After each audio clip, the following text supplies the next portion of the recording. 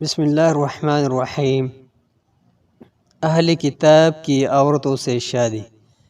سورہ مائدہ میں اللہ تعالیٰ نے فرمایا ہے کہ محرمات یا محرم عورتوں کو چھوڑ کر جن عورتوں سے تمہاری شادی و نکاح جائز ہے ان میں سے یہ بھی ہے۔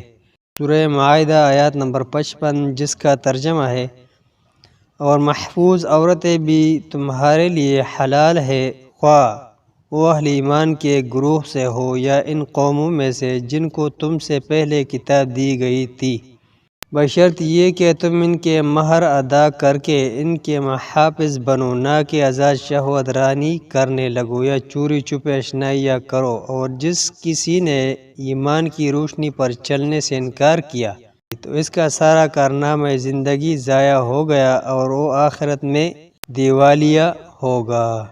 آداب و شرائط۔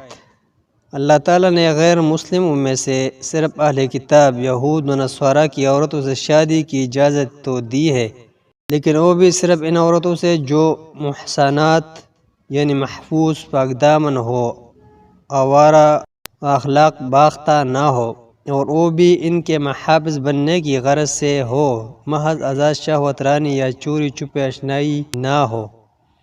ان آداب و شرائط کے ساتھ محدود قسم کی اجازت دی گئی ہے، اور پھر آیات کے آخر میں یہ بھی فرما دیا ہے کہ کسی میم سے شادی کے جنون میں ایمان بھی نہ کھو بیٹھنا کہ جس کا کوئی نام البدل ہی نہیں ہے۔